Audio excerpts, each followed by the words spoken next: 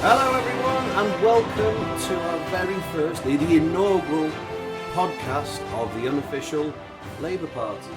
I think we've just sort of fallen into this slightly, so I'll introduce myself. My name is Dafydd Vaughan and I will be your host for the upcoming podcast for however long this lasts as a project. And I'd like to introduce you to my co-host. He is the loving legislator himself, the vanguard of the masses. His name is Cllr Jabez Oakes. Say hello, Jay. Oh, you're right. Oh, the enthusiasm. The massive enthusiasm. This is the inaugural first podcast. The very first one. We'll be looking back at this in years to come when we've made like thousands of them, and we'll be looking back at this going, didn't we sound stupid? Yeah. Why? Yeah, why? Why? Who came up with this idea? Well, it was you, which is your fault. This is all your fault. I want it on record. Why is it my fault? Because when it's just Why is this my fault? Because you want to class our late night ramblings as political work. Hey, it is political work. Every time we've had those late night ramblings, we've had discussions where we've gone, do you know what? That made it. Because everyone who's going to listen to this is going to realise that we don't agree on everything. No. But by the end of it, we do tend to resolve things. Yes. And then we sort of go, well, we just had the argument that everyone should be having, and we found the solution or the middle ground. Yeah. And I think that's where this podcast has come from. Is where, well, hang on, why didn't we just do that? I mean, we basically sorted the EU referendum out. Yes, I mean, we didn't tell anyone, but... No, Christ, no, we get shot. I mean, literally shot for it. Yes, now, yeah. I mean, I claimed through the whole period that I could get Brexit done within a month. Yeah. Yeah. I was we compromised and we... there were compromises, but, you know, we didn't have, like, millions of people shouting at us with placards saying, get Brexit done, or we're still European. No, we didn't have that pressure. No. And all people calling us traitors. No. I mean, yeah, I'd be called a traitor, but that's for different reasons. Yes, but that's on record with the police. That's not. Yeah. Wow. Okay. Right, that might be the first liable thing that we do. Jay's making a note. Yeah, like I said, our loving litigator. I said legislator in the opening. Did. I did. I've never legislated. No, but maybe I've never litigated either. But maybe in the future. Maybe. Which one? I don't know. Because you are a trained lawyer. No, solicitor. I'm a law graduate. Oh, what's the difference? It means I've got a law degree, not that I've done the vocational training you need to become either a barrister or a solicitor. The glaze of boredom that washed over your face. Do you know what? I just sort of regretted asking that question. Like, oh God, he's talking about this again. Right? What? Just for the record, I do some legal work in my job. You do some legal work in your job. Yeah. So you are a trained... No, hang on. So you just have a law degree? Yeah. Are you downplaying it? Just a law degree, yeah. Yeah.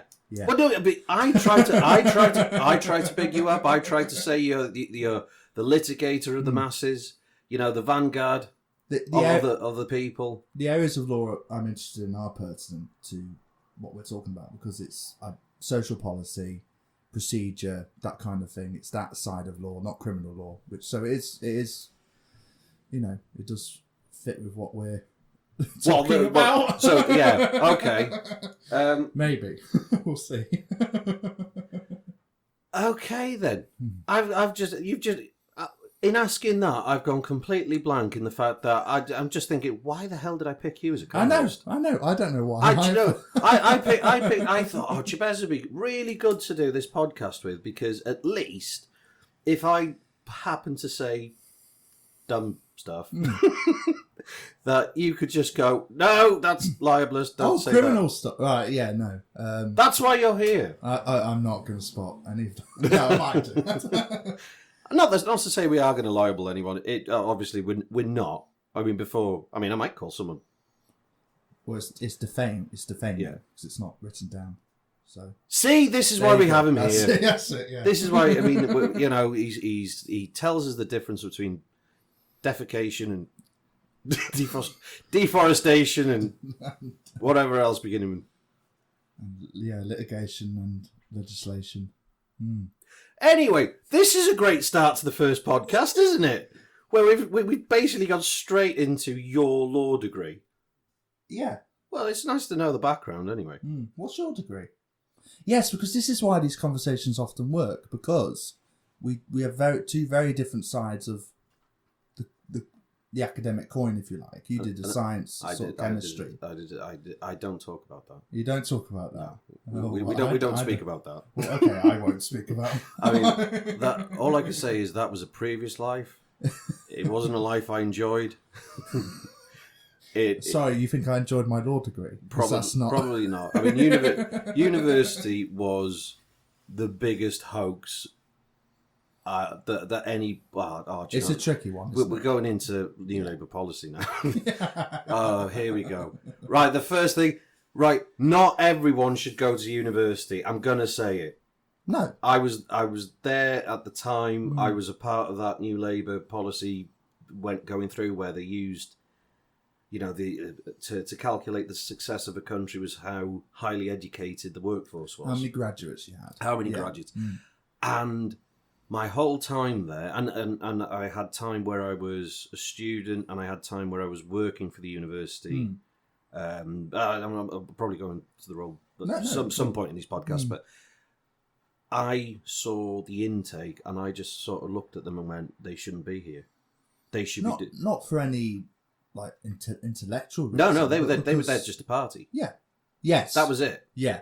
It was a year of someone giving them free money to go and party and do a sports science course. Yeah. Not that I'm sport downplay. Science. Yeah. Yeah. I mean, if sports science is important, but not when your intention of going to university is to go and party. I mean, I know someone who did a sports science degree who racked up massive amounts of debt to go through university to get that degree, and immediately as he left, he's now working on the tarmac.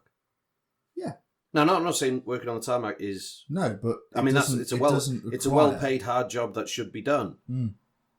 I'm just saying he racked up that much debt before doing a job he could have done anyway when he was 18. I mean, what did he learn? I mean, is it unless he does stretches and warm-ups before he goes into work and lays tarmac, I think the whole course was just pointless. I think with some courses, I don't know about sports science, but some courses there will be skills you learn regardless of the subject, which would help you in certain types of jobs. I'm not saying in that particular example that fits together, but sometimes you go and do a degree and it's a subject you hate, but it teaches you a set of skills to do something else. Arguably that's what my law degree sort of was.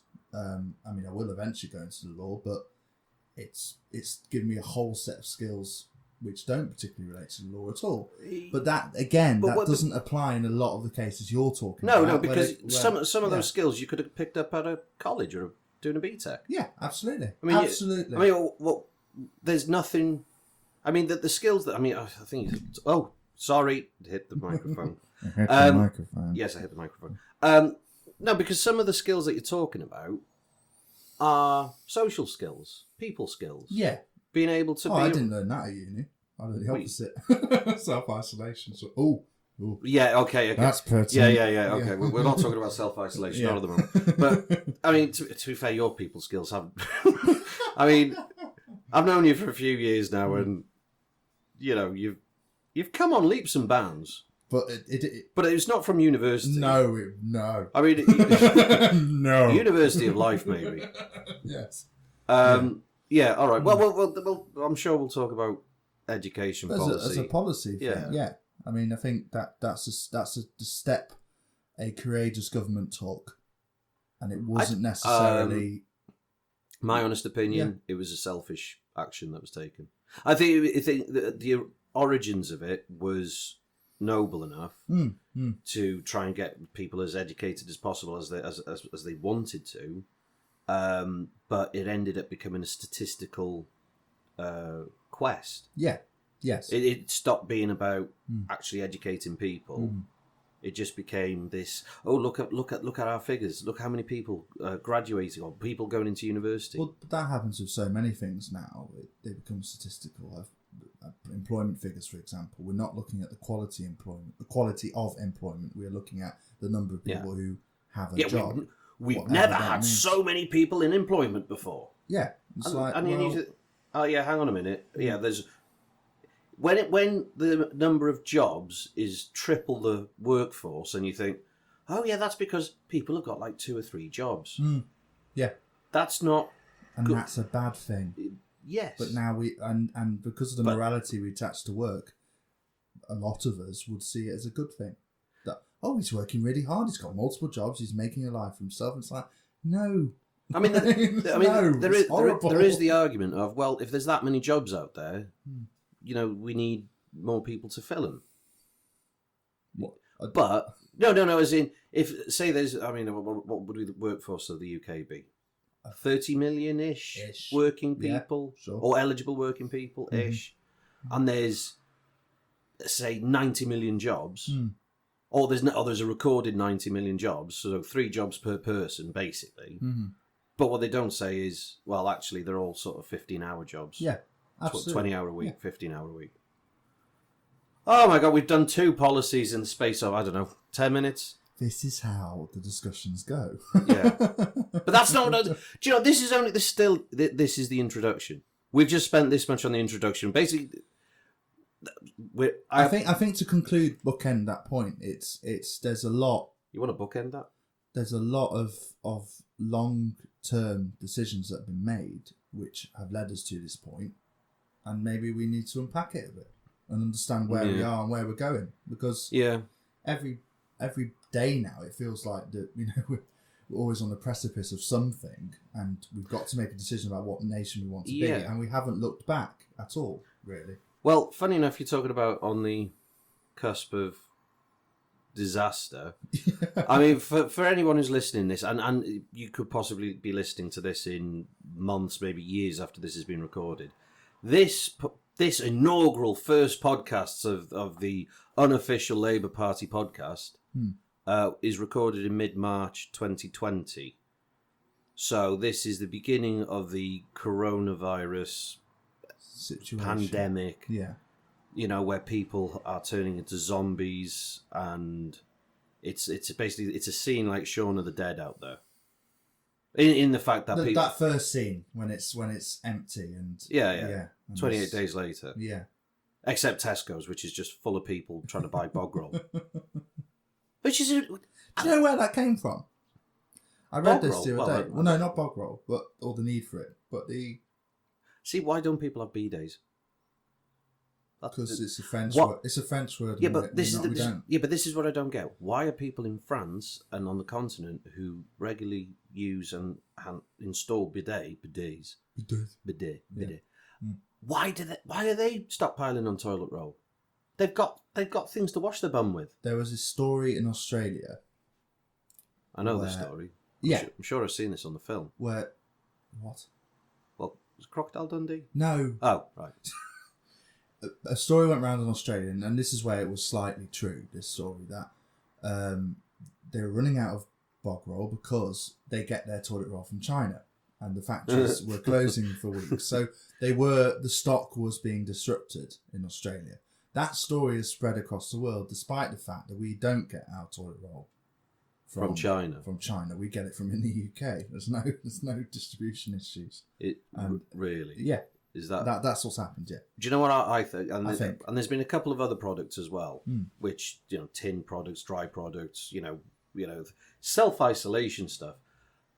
I just keep on hearing different companies sort of say, "Oh, don't worry, stocks of this is whatever product is still ongoing," to try and push the fact that go in and mass buy our product. Take them off the shelves, buy all of it. Yeah. Basically inducing panic buying for it. I heard one, tinned green beans. Yeah. You grow them in your garden. Yeah, who buys tinned green beans anyway? Well, weirdos. Bad people. Yeah. But If you're listening to this podcast and you buy green beans, I want you to stop listening to this podcast. Well, no, tinned green beans. Sorry, tinned green beans. Yeah. Don't listen to what he said. If just keep listening to this podcast, everyone's welcome to listen to this podcast. But I will make my prejudice against people who buy tinned green beans clear. Ongoing. But Jabez, you might need their vote in the future. Hey? Don't want their vote. All right, okay. Don't want their vote. Sore point. Okay, you haven't decided. Don't want their anything vote. yet. Yeah, you haven't decided it. Yeah, so at the moment we are going through this period of self-isolation, which just sounds like living in London anyway. I mean, it'll come naturally to everyone who lives in that city. I think to a lot of younger people now there won't be much difference, and to a lot of older people there won't be much difference. No, what do you mean? Oh, they're going to be sat at home playing on their phones. Or there'll be older people who are isolated anyway. Yeah, listening to dumb podcasts from people. Yeah. That's what. Maybe you're sitting at home right now, self-isolating, listening to us. If they're still self-isolated by the time they listen to this, the human race is doomed. Okay. I mean, sorry, I don't mean to sort of slag everyone in London off. It's not the people, it's the culture. Because I hate that city. Okay. I'm sorry. I know, but Londoners are going to go. If any Londoners are listening to this, they're going to go, "Oh my, you horrible person." Every time I go down there, I just find it very impersonal and a angry, it's very scared place to be. It's very different. Yeah. It's very different from when there's as a young man or a child almost. Because it was after the 7/7. Did they call it the terrorist attack, the big one? Yeah. Just changed. Did it? Oh my god! You don't think about that, do you? Because the first time I went down to London after that was about a year after. I went the year before and I went about the year after, and the change was massive. You're just going around and everyone's petrified, on edge. Yeah. But then that's sort of. But now we have it all the time. Yeah, with awful things. Constantly scared. Yeah. And so when I say I hate London, it's not that I hate London. I just hate what the culture's become. The fear of it's become. Where everyone's looking around at each other with suspicion. You're either going to get bombed, you're either going to get stabbed, you're either going to get mugged, the fear from people who live there. Even if you're a decent, honest person, just trying to make conversation, I literally started to talk to someone in a pub once. I was on my own. I was wandering through. Simon stopped for a pint. Fella next to me. I said hello to him. Whatever that was on the news I spoke about. He literally turned his back on me. Turned on the stool and turned his back on me like that. I've had that before, though. Yeah, but for different reasons. Different reasons, yeah. He did it because I thought he thought I was a weirdo talking to him in a pub. Well, that's where all weirdos go. Yes, that's what. No.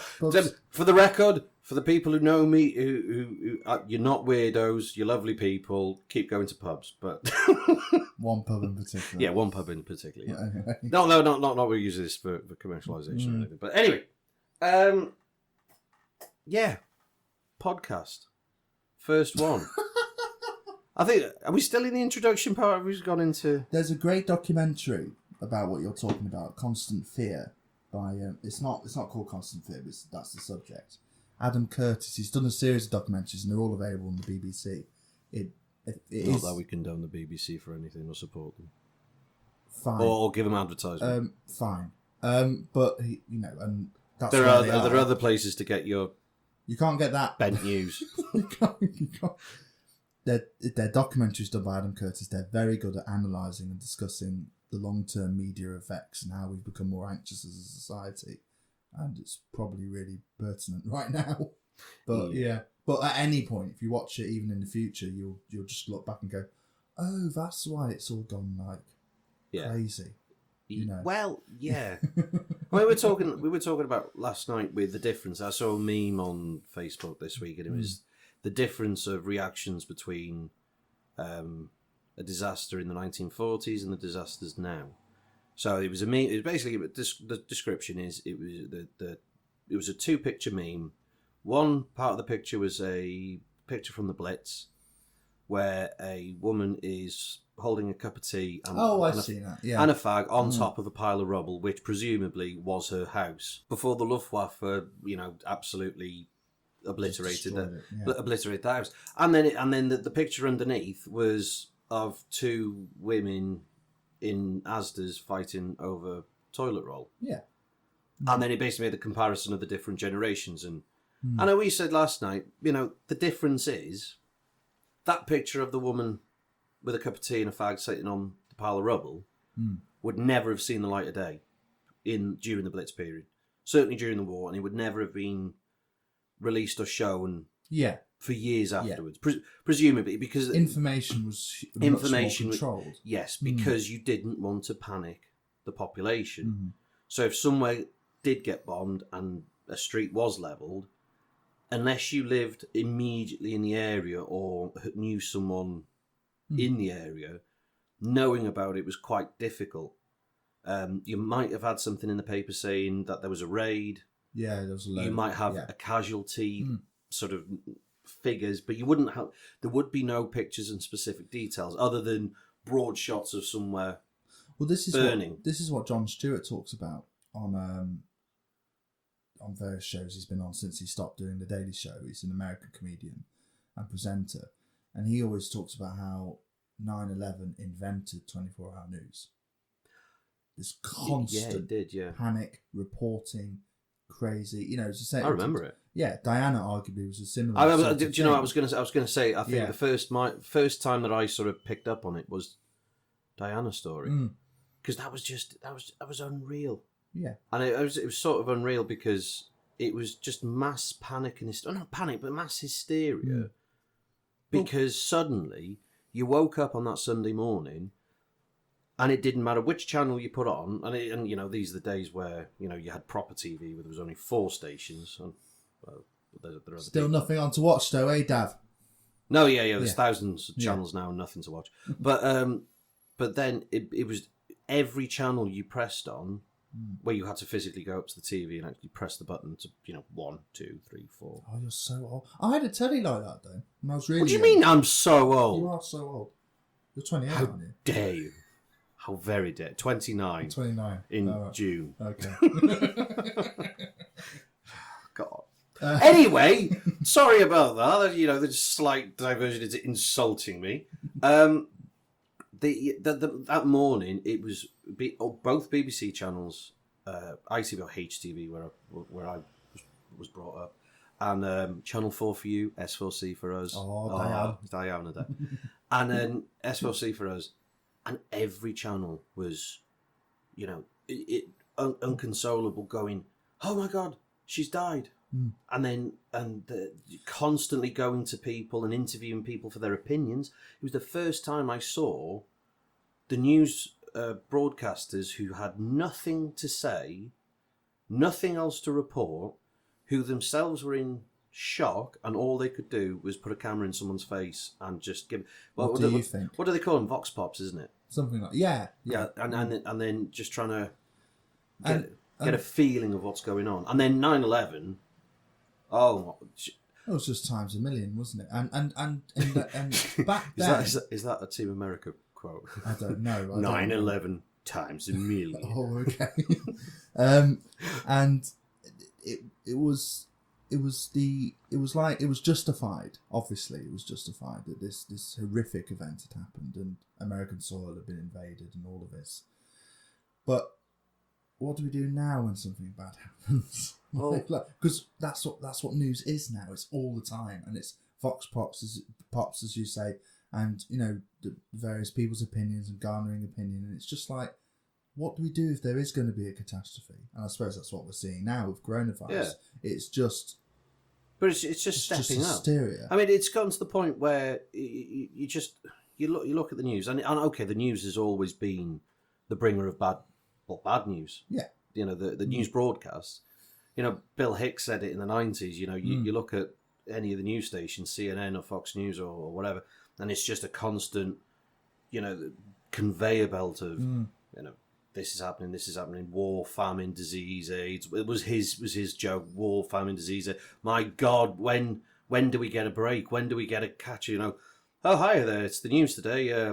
Nothing happened. Well, they used to do that on the BBC, like in the 40s or 50s. I remember a QI episode where and they said there is no news today. Yeah. We're going to play some music. Yeah. That was all right. Rather than making something up or delving or having to find something just to put viewing figures. Or reporting again on the same thing, major event when nothing has changed, which is what I think psychologically damaging. That's the difference now, is that, again, some stories have implications going for miles. So 9/11 was the justified example because there was there was implications. What are we going to do next in the Western world? The effects on diplomacy, on what do we do with our citizens, and all this sort of stuff. Big questions that needed to be answered, and we needed the news to tell us what was going on. Yeah.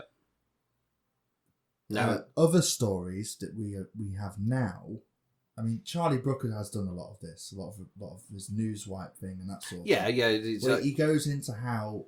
Do you know what? It's relentless. Funny you should say Charlie Brooker. Every time I look at the news now, I do think of his like, oh my God, everyone's going nuts over the next thing. Yeah, and you just think, I feel like this is a Black Mirror episode. Well, before he did Black Mirror, he did these quite news swipes. News swipe and TV swipe, whatever it was, and it was sort of like it was analysing the different techniques that these programs use. Yeah. And you just see it all the time now. Like, I can't think of a particular example. One example is standing by the door of someone's house waiting for them to come out. And nothing happens. Or standing outside. How you are standing outside. I'll tell you one. Standing outside the hospital waiting for a baby to be born because it happens to be royal. Oh, yeah. And nothing happens. No, nothing is happening. There's nothing to report. But and the circus that is surrounding a building where people who work in that building are embarrassed to walk past to try and get in for a start, and that's what you start watching, and people are clamouring for photographs and think, go away. They will call you when there's news. But this is this, if if I go to a slightly more controversial example, this happens with other children who are in hospital, who have either just been born or they're dealing with serious issues. And there's a huge hysteria that occurs outside the hospital, and this starts affecting. But this culture is developed from the media, and it's this big it's okay now to disrupt hospitals because of the need to know what's going on. Yeah, that case was.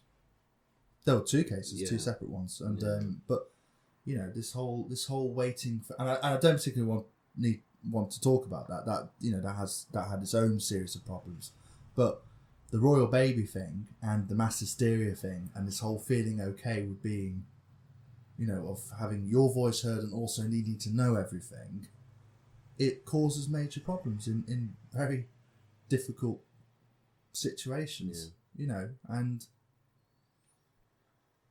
it just pushes. I mean, what's something down. gone wrong with that royal baby? How would the news react? What would they do? What would they be able to do? My cynical side would say the news would love it. Yeah, they would love something like that because then it is not just an initial story; it's the follow-up stories and continuation stories. They've got something then for the rest of that poor person's life. Yeah, and I say person because they are people at the end of the day. And take it, royal or not. If that were ever to happen, oh my God! I think that was my point before. With the controversial cases, it's that at the end of the day, everyone involved is a person. Everyone. Yeah. And it's Yeah, but unless you want to leave that syndicate, in which case you're horrible and you've got to run to Canada. Oh God! Yeah. I don't care about that. I do not care. We agree. Yeah. Speaking of which, they've had a bit of a boost for their council house down in London, haven't they? Hey, Buckingham Palace? Yeah, 390 million. They've done well. It's just a government building. It's just a government building. It's just a government building. Government buildings are useful. Yeah. I think that's useful for tourism, isn't it? That's the argument that someone who cares would make. Well, if that's... do you know what? Yeah, I quite agree. In which case, keep the facade up to date, but let the inside rot. Well, what's the point? What's the point of doing the inside up if it's only for tourism? They go inside the building. No, they don't. Yes, they do. No, they don't. Maybe one little bit down the left-hand side on. All right, we'll keep that bit maintained and let the rest of it. Yeah. Yeah. The rest. What do they need? 390 We really million. don't disagree on this. For- There's no point. There's no For point. route, I just want to get it. I just want to make it absolutely clear. Spending 390 million on gold leaf decorations in a room that no one ever uses is pointless. Yeah, I mean, I'm not against necessarily the constitutional functioning of monarchy. That's a different question. But I am against. Should be a president.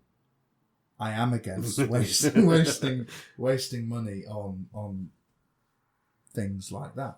I just don't think they need it. They're all right. They're all right. Yeah, they're all right. They're doing okay. Royalist. But they're all people. Oh, they're just people, aren't they? Yeah, they are. Yeah. I mean, what did their families do to get to where they are, though? We're going to talk about our families and what they did to get us where we are. Let's just talk about. If you can apply that to quite a few people. I mean, go for that family. I mean, just off the top of your head, to get that family into the position where they have been, as they say, the longest recorded lineage in modern civilization. It's just, I think, is what you said to me. It's one of the oldest monarchies in the world. Yeah. Yeah. So how did they grab that power? That power? They killed people. Did they kill people? They did, Duff. Yeah. Did they? I think. Oh, really? I'm not sure if Queen Elizabeth has killed anyone. I would be very surprised if she has. Yeah. But maybe people with feet, who knows, might have. I think. Is that safe to say? Am I safe saying that? I think we can judge. I mean, the listeners might sort of. I think not understand why there was a little gap there, but it's a serious discussion about how much power they have now. And recently, we have had big things being revealed of them being able to edit legislation, needing permission for certain bills to go through Parliament, and that has. But they serious... prorogued Parliament. The government prorogued what? Queen signed off on it. Hey, Queen signs off on everything. That's the point of monarchy, isn't it? Yeah, but she, judging by her proroguing Parliament, she's obviously a Brexiteer. Okay. This is why am I dragging this? I think monarchy is a poisonous thing to talk about, isn't it? Monarchy. Yeah. Poisonous. Yeah. Really. But they're part of it. At some point, I'm sure over the weeks, months, maybe years will be. Oh, imagine if we're still doing this in years to come. This is the first one. I'm sure we'll talk about it. Maybe we'll... They link back to what we were talking about before, and which is about the psychology of the media and the country and this sort of thing. And I thought you meant hogging Bogrel. No, that's a good point. Just saying, Prince Charles going, just going down to the local Tesco's. I need some shit paper. That's when we know it's gone. It's over. When they're in Tesco's trying to get toilet roll. That's the end. Yeah, and that's when we know. That's it. The footman hasn't got anything to wipe their backsides with. That's it. Right. Okay. I guess we. That's the intro. Is that the introduction? Yeah, sure. So there's probably things in there where it might. Dav set out a plan and it's really not going to plan. That's what's happening right now. Listen, anyone listening to this, you've got to understand there is no plan. Okay. There is no plan at all. I mean, if you make I like the Joker quote, from the Batman film. Dark Knight. Everybody just goes crazy if there's not a plan. And I've calmed you down by writing a couple of things on that piece of paper there, which you think that it's a plan. It's not. It's not, Jay. Okay. I just wrote gobbledygook literally on that piece of paper there just to make you feel more comfortable. I'm reading it now, and it is just nonsense. Right. Literally. Intro, talk, rude words. Judging by... Right. This is meant to be a unofficial Labour podcast. Yeah. Now, people obviously might listen to this who aren't necessarily of the Labour persuasion, Yeah. that's fine. I mean, this is some days I'm not. No, well, yeah. See, this podcast isn't. It's not a party political broadcast at all. We're not doing that. We're not doing the "Ooh, isn't Labour so brilliant" podcast. It just happens to be that is our political view. It's where we're both from, and I think being honest about that is important. Yeah. I mean, I'm not saying. I mean, me personally, I'm majority sort of in line with Labour values, but there's parts of my opinions sort of do scatter about a bit. Absolutely. Yeah. And I think if everyone's truthful, that's true of everyone. Well, you know me, Dav. I'm a down and out socialist. You know, I'm proper hard left wing. We should, take over everything. Public services for all. Given what election you're going for now and what opinion they have of you, that is hilarious. Just for the record of this, Councillor Jabez Oakes, as he's asked me to refer to him. No, he hasn't. He did, honestly. He said, because I asked him, what do you want to be called as? Do you want Jabez, J, Andrew, Andy, Oakey? And he just went, Councillor Oakes. That was genuinely what he said to me earlier on. But apart from the he's just a town councillor. He's basically in a community group. It is, yeah, and it's a waste of time. So, no, it's not. It's interesting. It's interesting. Yeah. Why is it a waste of time? It feels like we don't use all the tools and power that we could use. It's in local government, and I think because it feels more like I think it's acted as a community group, which is a perfectly viable thing to have, but it's acted as a community group for quite a long time, with no actual mandate to do anything. No, because it hasn't been elected in a while. And, right, but that's a very, very, very, very local issue to our town. Yeah, but I imagine it's replicated in I'm sure it's replicated in many a lot other of places. rural areas. Yeah. That we'll probably talk about in future podcasts. What I was going to refer to is that there are elections going on within the Labour Party, internal elections for positions within different parts of the what would you call it, organisational structure or so the governing body. Yeah, the governing body. Yeah, so there's a position that Jay has put himself. Jay okay? Jay's okay. Jay's okay. Yeah. Jay's okay. Are you okay? Are you okay? Are you okay, Jabez? There's a position on what's called the Welsh Executive Committee of WEC, or WEC, as most people refer to it as. So if we say WEC, it is the Welsh Executive Committee, WEC. Yeah. And this position, how many people sit on WEC? I think it's 15. 15, and it's a committee comprised of members from across Wales who come together and they become the governing body of all the party rules. So when you hear in the news about disciplinary action taken against a well, it's not that. Well, it's not the disciplinary side of it, but the rules are set up by. It's the top management committee of the party. I'm just trying to relate it to where you might hear it. Yeah, and you would hear it most of the time to do with decisions and that's one part. Yeah, it's one part of what they do, but it's generally just party rules. And anyway, in a meeting that we had a month ago, in what it's called a CLP meeting, which is a constituency Labour Party meeting at the CLP.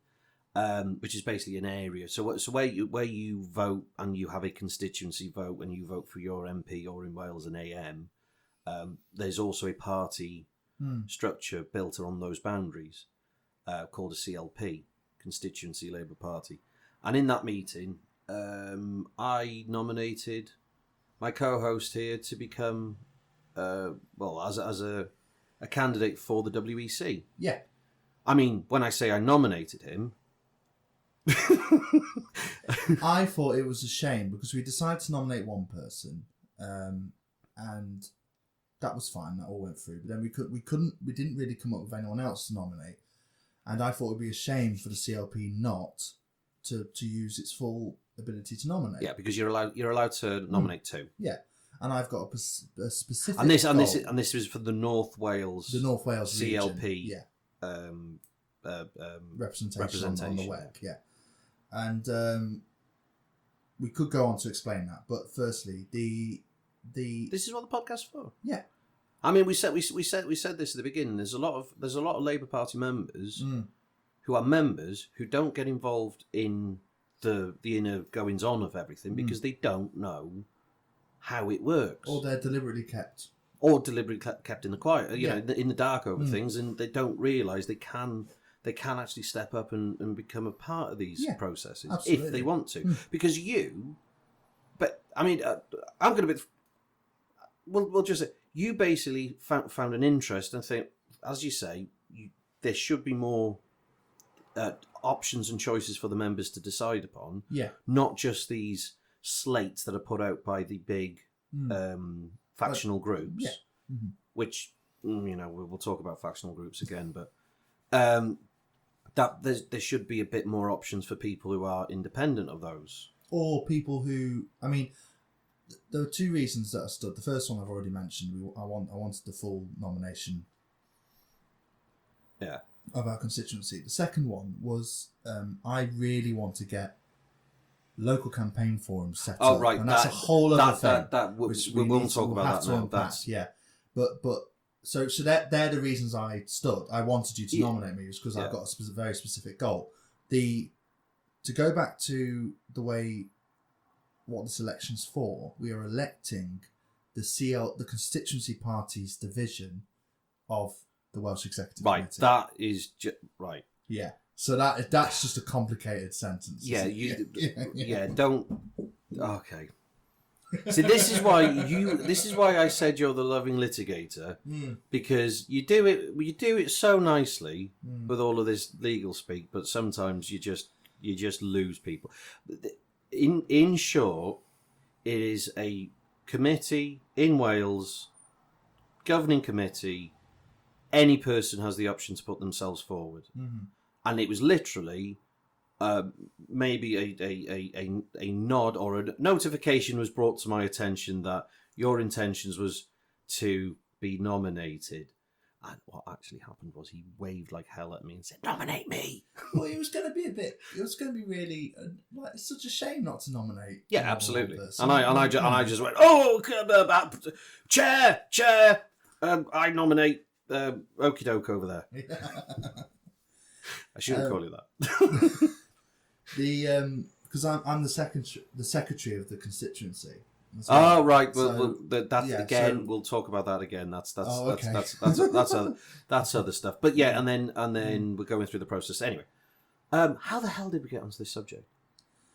We were talking. Why did we start talking about? Do you know what? I can't remember. Talking about WEC. Speaking about. Loads of elections going on for the party. Loads of elections going on for the party at the moment. Leadership election as well. Oh God, are we going to do that? This is why you should have a plan, Dav. Yeah, well, I don't mind. I don't mind talking about it. I guess. Have you voted yet? No. I haven't got my ballot yet. What do you mean you haven't got your ballot? I haven't got my ballot yet. I haven't received it. Email. No. It's in your junk. I haven't got it. No, I've checked. Hasn't the date gone past now? Don't know.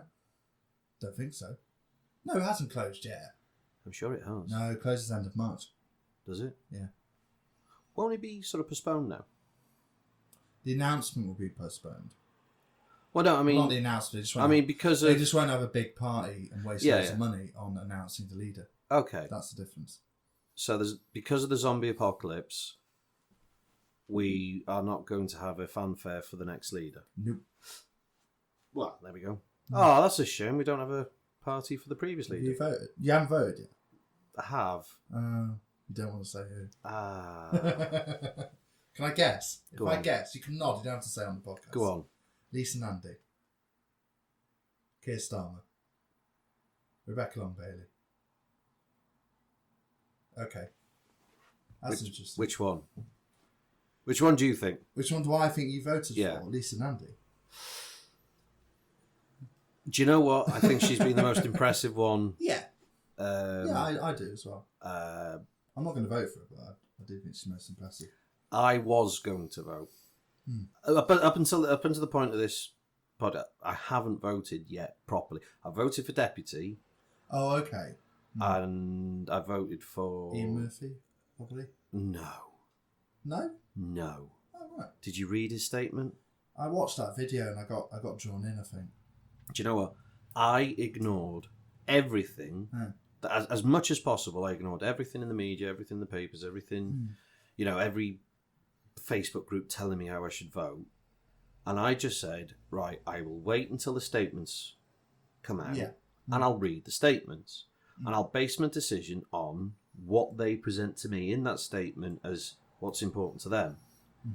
And, okay, it's very difficult to stay away from all the chatter. I haven't watched any leadership debate or anything like that. No, I haven't. I refuse to because I just think it taints... there's an element of it that it taints your opinion too much. Yeah. Because it doesn't hold a true value to what... I'd rather see a written statement where they've taken time to prepare and think over and really evaluate themselves who they are. And I'll take that as an honest... Keir Starmer's one was just it was a Lovey's statement. What does that mean? As in, it was all about him, who he knows, him being what was he The Director of Public Prosecution. Yeah, and it was just I've done this. It felt like an entitlement that he should become leader. Oh, okay. It was just a list of people who supported him, and it was like, you don't have a choice. You have to vote for me. That's how the statement came across. That's why I hesitate with Keir Starmer, because I do think. Oh, hang on. When did we decide that you were the leader-elect? Yeah. So everyone seems to think that he's leader, and I just found it so arrogant him thinking that he is leader-elect. But this is the problem with half of this. It's a staff of people who are doing things on these people's behalf. I mean, all of his candidates are also MPs. Yes. Down to vote. They're dealing with, we've got a big thing going on at the moment. And, I've never got a call off Keir Starmer. I've got some call off some staff member who, annoyed me. You know what I mean? It's people doing for anyone stuff. who's not a member. This is the real. You get phone because they got your details. You get phone calls and text messages all the time, and I understand it's an important internal party. I got called twice by each candidate, even though I told them to leave me alone because I got called as a member, and then I got called as the secretary. Can you tell us when your nomination? Yeah, but then as a secretary of the CLP, you're an influencer to the rest of the CLP. I shouldn't be. They see me as that. Yes. And that's part of the problem as well. Yes, because and that's coming from the top. Yeah. To say that you in a neutral role. Yeah. Well, it should be neutral. Should be a neutral role. Is an influencer. Now that's it. Going back to the statements, I didn't like Keir's statement. I thought it was entitled and and a lot of the stuff that he was saying, there was no content. Right. There wasn't enough content there of what he wants to do. It was all about what he's already done. Didn't get a clear idea of where we're going forward with him, and it was. I worry with him that we're going to go back to let's just win elections, and I know I've heard that so much, and I know there'll be people. There might be people listening who are screaming saying, "Why on earth shouldn't we be trying to win elections?" And don't get me wrong, I completely agree, but you can't just say, "Yeah, we're going to win elections," because what with? Yeah, but by going against your own principles and. Well, I don't know about that. Well, but see, this is the thing. When that argument comes up, I just sort of look at the person who gives that argument and say, okay, what do we change?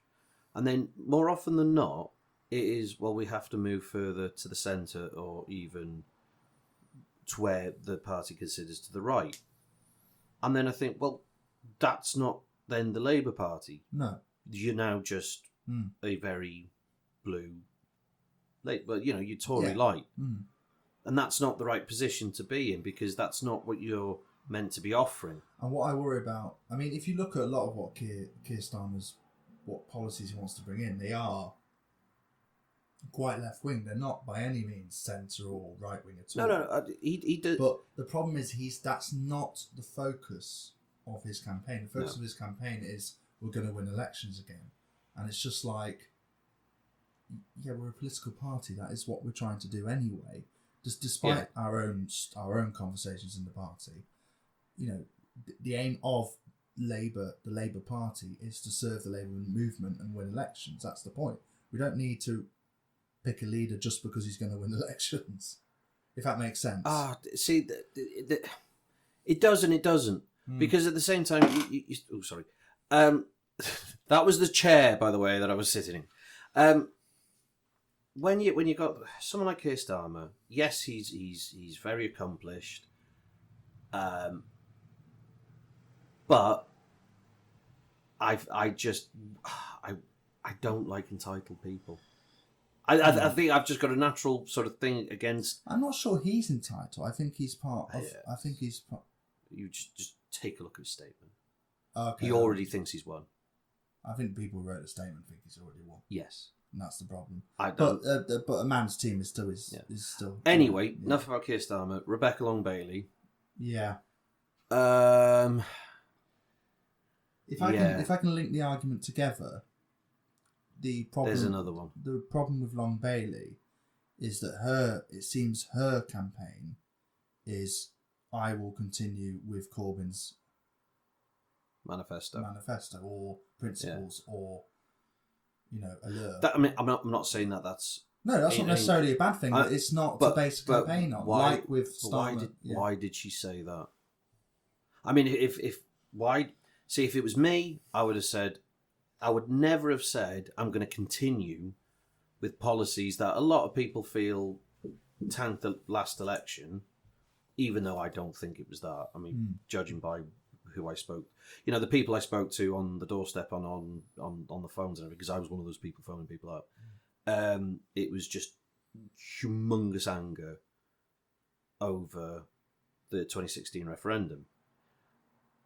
We'll do Did we have a referendum? We'll do that talk again. I don't think it was all the policies. I think by the fourth week of the campaign, the Labour campaign sort of burnt out, and they started throwing out policies on the fly. There's three things we came up with, which we can discuss at perhaps in a different podcast. But in my view, briefly, we'll do a general election review. Yeah.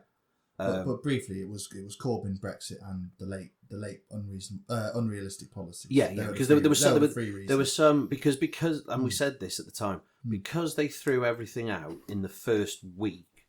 Basically, there's the manifesto. Read it, and then they had nothing to say for 5 weeks after that, up until the election. Yeah. So then you started getting everyone's going to have free internet. Yeah, and okay, how's that going to work? And they were throwing it out without actually saying how that's going to work or the implications of it. Yeah. And then that just went, for anyone who was swaying, they just went, right, you're just promising fairies and unicorns. And I think now. We did have a good chance of making head. I mean, we won a huge percentage of the vote. Oh, we're doing the review now, aren't we? Right, let's go back to the leadership, and we'll come back to that. Right, so coming up on a future podcast, I don't know if it's going to be the next one or not, but on a future podcast, we will do a review. And as you can sort of hear, we're going to be honest about it. I mean, there's like I said, this is the unofficial Labour podcast, because there's no official one. No. So we're the unofficial one. And whether you're a Labour supporter or not, by all means listen, but we're going to be quite honest about it. Got to be. Yeah, got to be. Because what's the point otherwise?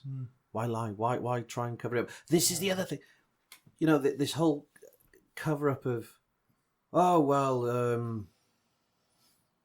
it's some people saying it's not Jeremy. And as much as I think that Jeremy Corbyn is a nice fella, nice old man, loves his jam, there were a lot of things he did wrong. There were. A lot. a lot, and the media did pick up on that and then ran with it, and he was slated and destroyed by the media. But he was slated he because didn't help himself. No, and he was ineffective to deal with those situations. And that's a huge topic which we could talk. We could just talk, but it does relate to leadership. I'm sure we will talk about that. But then, in relation to Rebecca Long Bailey saying she's the natural successor, and a lot of people, it's eye rolling. A lot of people are just going, "Oh God, no, not that again." Yeah, I mean, I mean, how effective is she going to be when the media comes for her and puts her under the cosh? And rightfully so. I'm not absolutely anti-media, as a lot of people are, because they happen to ask awkward questions. By all means, ask the leaders these questions. They should have answers for you. They should be able to say, this is my opinion on this, or differentiate between their opinion and the party's opinion. Yeah. Unfortunately, the media doesn't get that. But anyway, that's by the by. But at some point, Rebecca Long Bailey has to say, I'm not. Well, she has said it to an extent, but she has to demonstrate how she is not a continuation.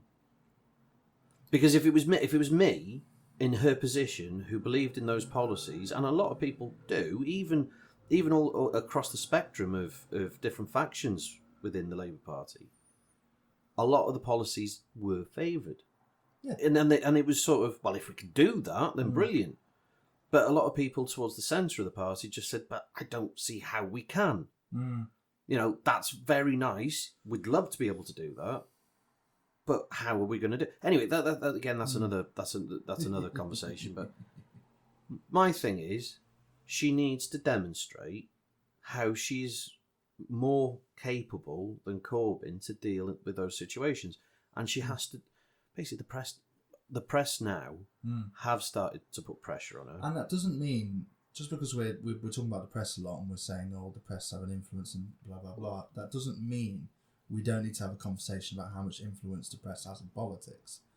It's not a foregone conclusion. It's just at the moment they do, and this is something we need to consider when we're picking our leaders. And Long Bailey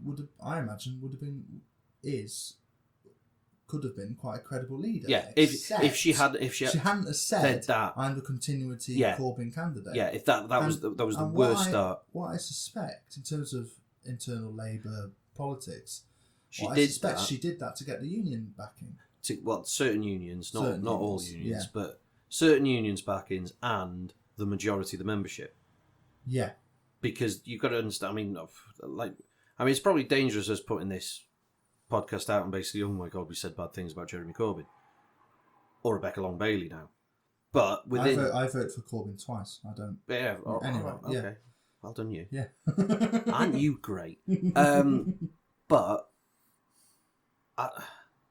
starting off by saying we're going to do more of the same that's insane. Yeah.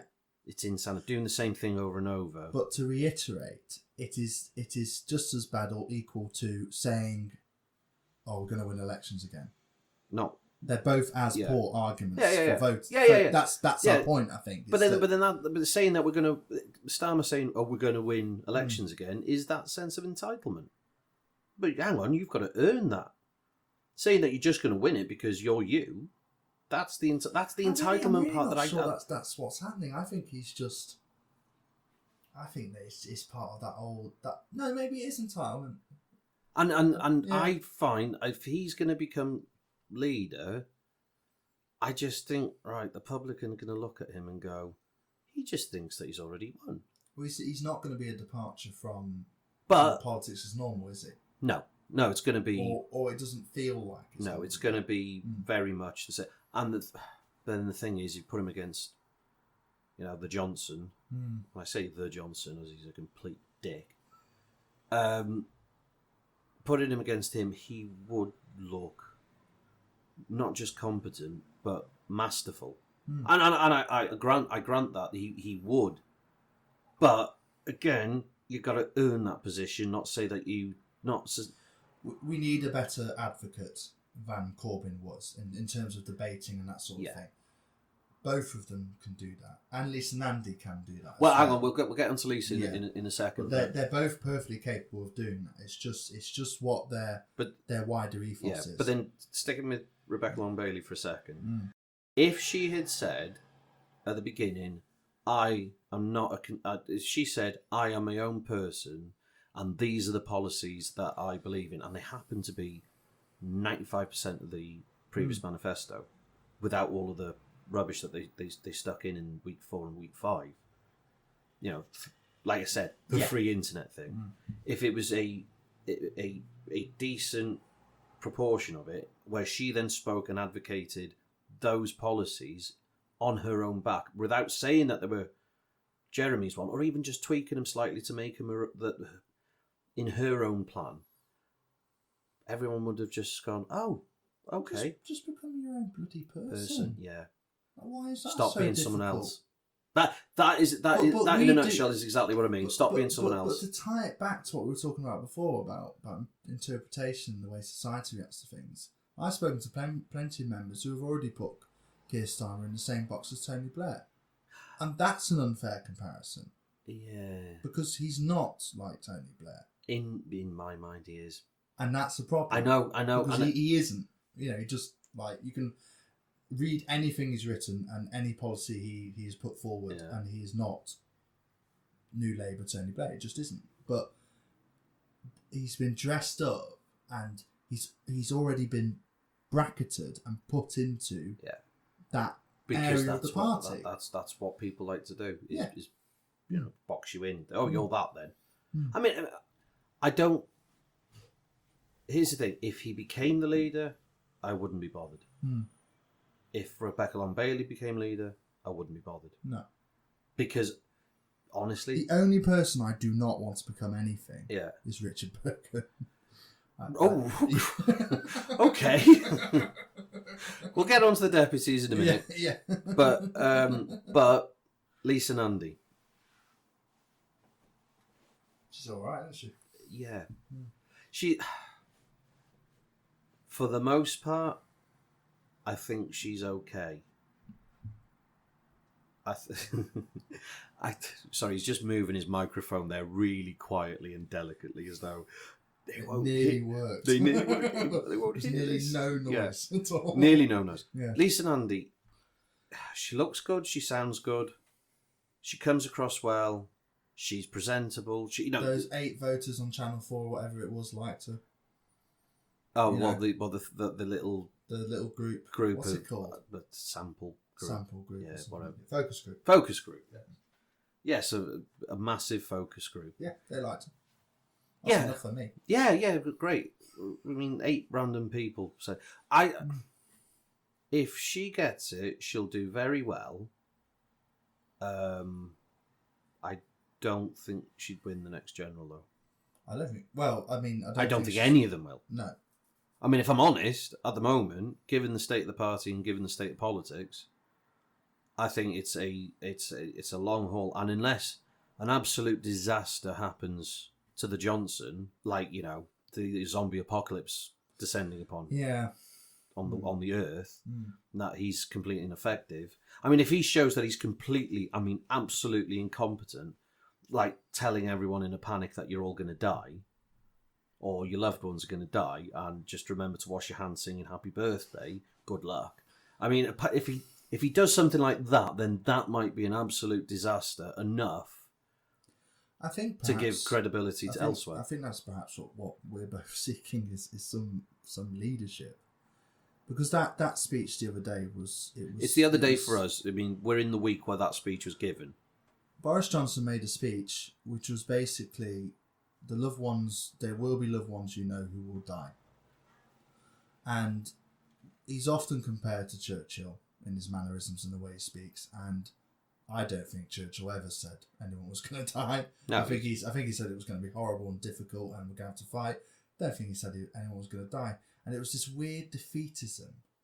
Yeah, we're done. That a prime minister just let the virus flow through. Yeah, and he didn't even say it in a confident, posh Tory way. He said it like he was a broken, sick man, which is another theory, but the like to link it back to leadership, would any of our guys say something that dumb? No, absolutely not. They'd say we'll get through this. Yeah. What's his name? The Irish Premier, Leo Varadkar. Yeah. And he said he said no, we'll save as many people as possible. You know, and in contrast, where it's still admitting that there's people are going to die, but you don't panic the population. No.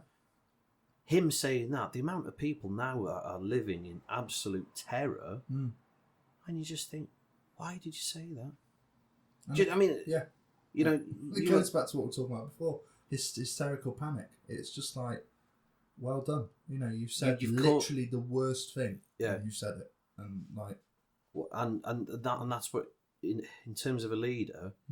You need a leader to be able to calm a nation. But then again, to speak to a nation and be able to control and dampen down any hysteria.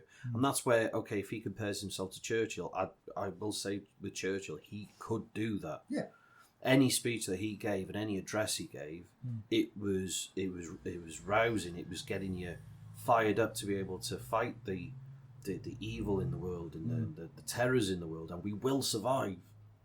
We will get through this. And then this one comes out. Sorry, some of you are going to die now.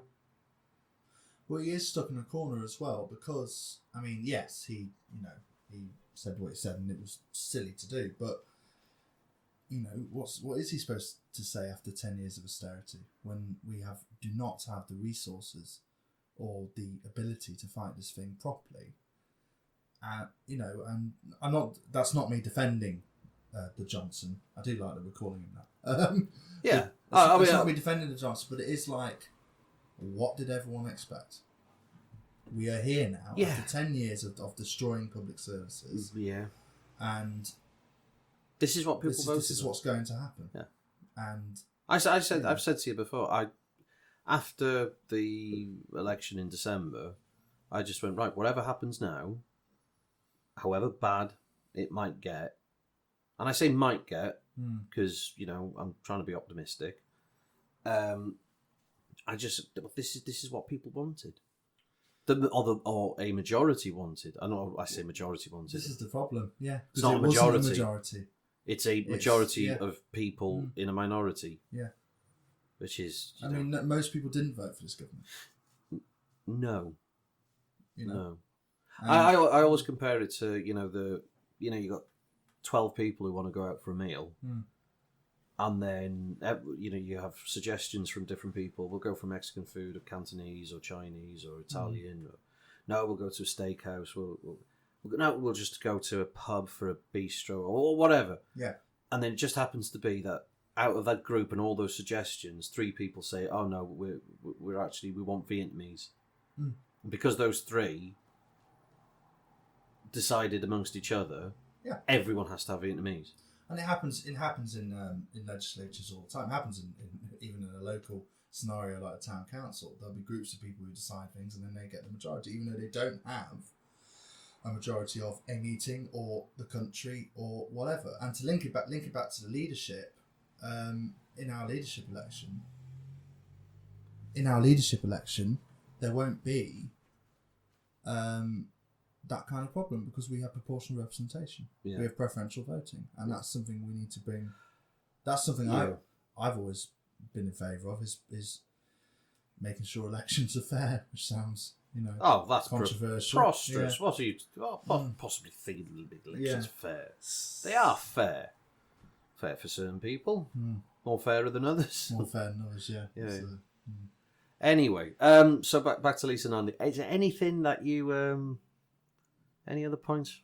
Because I just think she's a good all rounder, and if you're going to go for the compromise candidate, you'd go Lisa Nandy. She should be on telly more representing us. Oh yeah, absolutely. Whether that means she has to be leader is a different question. I mean, whether she gets this or not, she should be in the forefront a bit more. Yeah.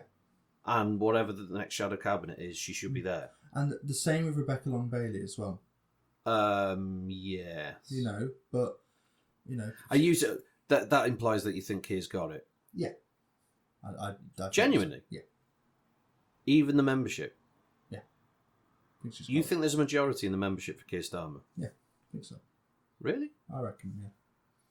I don't think the numbers tally up. I think Rebecca Long Bailey's got it, regardless. Hmm. Regardless of anything We'll else. have to see what happens when she, if she wins, because this is the nuts. Keir Starmer already thinks he's won it, and if you go back to the whole numbers of, the boxed off numbers and just go on the membership alone, if you take I don't think he'll win on the first round. He hasn't got first preferences. Yeah. Oh, you think Nandi's going to get knocked out? Yeah, I think Nandi will get knocked out and he'll get a lot of her votes. Do you really? Yeah. Okay. That might... Yeah. Based on the nomination meeting. Yeah, but... Okay. Because there are a lot of people who But we were a weird CLP. We were. Alex we nominated Lisa Nandi. No, that's not fair. I mean, it just... How can I put it? If you go back to pre-Corbyn membership, which was about 125,000... Something like that. Ish. Yeah. Say every single one of those members vote for Keir Starmer. That leaves, 400,000 members who came in because of Corbyn, who joined? Yeah. So that means there's 400,000 members that you'd probably say would vote for Rebecca Long Bailey. I think a lot has changed, and I think you can't trust people not to change their mind. And also, Rebecca Long Bailey is not Jeremy Corbyn. No, but then that's why she said that she's going to carry on Corbyn's manifesto. Is because I still wonder if a lot of members are still. I mean, I'm one of them. Yeah. So am I. I'm looking at it going, yeah, you're not Corbyn though. Like, you're not that. You're not that. And you shouldn't be that. No. In the same way that I think Keir's done the same thing with the Blairites. Because he's just gone, I'm that. And he's played up to it and not played up to it at the same time. They always do. Yeah.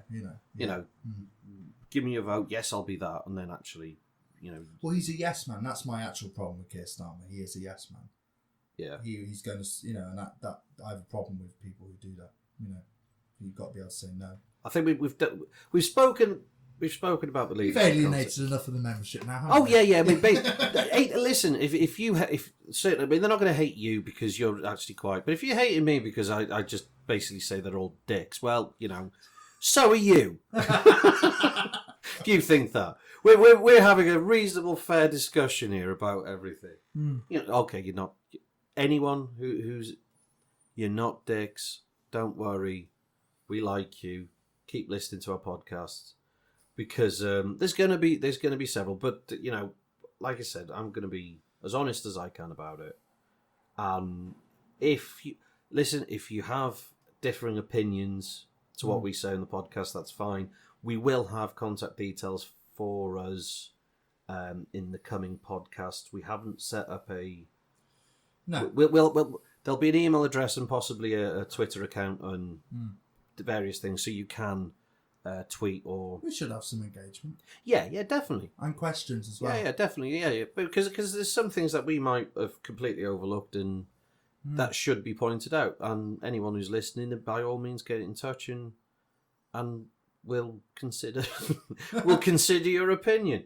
But unfortunately, because this is the first one, and we've basically just flown in straight into it, like, we've got podcast equipment, and then gone straight into it. There's no email address or Twitter account or anything like that yet, but it will come. We will set one up in the next after the next couple of episodes. To be fair, I think we should draw the first episode to a close. Okay. I think I think it was a solid episode. We've gone through quite a lot. Yeah. I don't know what we're going to name it, because that's the thing. We still don't have a title for the show. Yeah, we don't. What do you reckon? I've said it's the unofficial Labour podcast, but what is it? I've got no idea. Do you know what? Considering how we're meandering around, it's not. Considering how we've just meandered from one thing to the other today. The word meandering is sounding quite good. Meandering. Yeah. I was gonna say that it's more like a dance, but a really awful one. We could call it a meandering Labour. Do you know? Do you know what I was going to say? I was going to say 2 left feet. That's good. That's quite good. We sort of we're dancing around, Yeah. but awfully because we got 2 left feet. Yeah, 2 left feet. That's it. No, 2 left feet. 2 left feet and unofficial Labour podcast. Okay, so we're going to go with that title for now, unless we think of a better one. But and the title for this episode will be Fear, Loathing, and Leadership. What do you mean fear, loathing, and leadership? We talked about fear at the beginning. Yeah. Well, yeah. Then we talked. Well, we have loathing. I have loathing for everything. Well, And, all right. And leadership. Okay. So, what for everyone who's managed to stay awake listening this far, or what have you been doing in the last hour? Thank you for listening, by the way, and we hope to for you to return to our future podcasts. This is Dafydd Vaughan, your host and co-host, Councillor Jabez Oakes, and this has been 2 Left Feet, an unofficial Labour podcast. And we hope to see you again, and tune in soon. Keep an eye out for all our podcasts wherever you get your podcast downloaded. So they will be on all different networks and spaces and I don't know, wherever people get podcasts from. Wherever you get this podcast from, it'll be there. So until the next episode, thank you very much, everyone, and see you next time. Ta-da!